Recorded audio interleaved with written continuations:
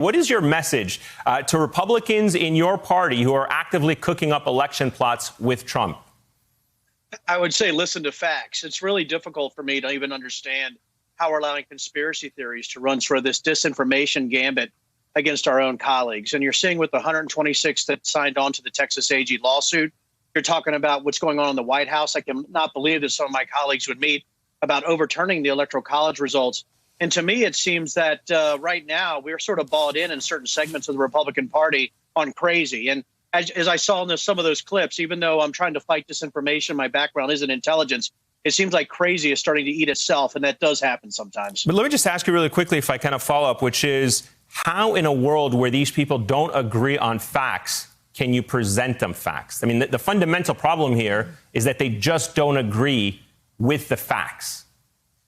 I'm glad Caddy's here because we had talked about that also. And the thing is this is I had an argument with a Bigfoot believer who said since I worked for the NSA, I was tracking him and his family.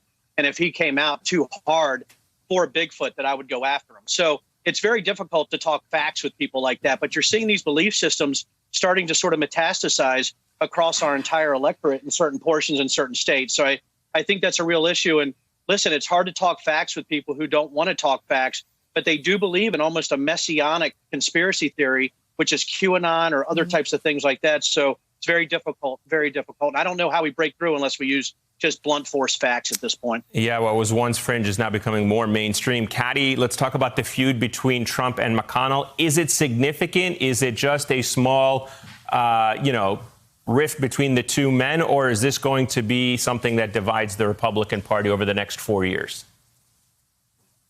I mean, you've had a few Republicans, senior Republicans, who had stuck by Donald Trump over the last 4 years, who have had their kind of a too Brutus moment where Donald Trump must be feeling that increasingly people who had been senior and loyal because it suited their interests are now jumping ship. You've got Barr, you've got McConnell as well.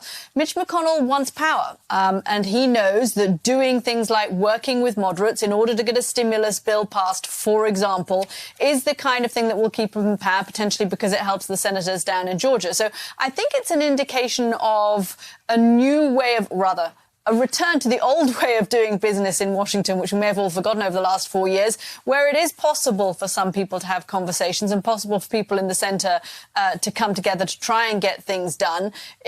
And it's an indication of the fact that Donald Trump is out the door. He is leaving, and Mitch McConnell is looking to the future, which is why he is congratulating Vice President and President-elect, former Vice President and President-elect Joe Biden, and saying what Congressman Riggleman has also said, Joe Biden won. It's time to move on and get things done. Congressman, given the fact that the president, regardless of what he does on January 20th, may still linger in the Republican Party, I want to share with you what one conservative writer suggests, which is that Trump may be all that is holding the GOP together. The Republican Party, he says, has embraced reality TV authoritarianism, not out of strength, but weakness. Mr. Trump is all it has. What happens to the Republican Party after January 20th when President Trump, although on the sidelines, if he decides to run again in 2024, is still there, is still tweeting, is still casting a very large shadow with him and his surrogates over the GOP? I think it's not just casting that shadow. I think it's the amount of money that he's raised. When you talk about hundreds of millions of dollars, he's going to be a force. And you're looking at this massive grift. I call it the griftocracy. And you don't want a group of individuals, and I've said this before, that are supporting the president or supporting his policies who believes that The Lord of the Rings is a documentary. Hey, I'm Ari Melber from MSNBC. You can see more of our videos right here, or better yet, subscribe to our YouTube channel below. You could have been anywhere in the world, but you're here with us, and we appreciate that.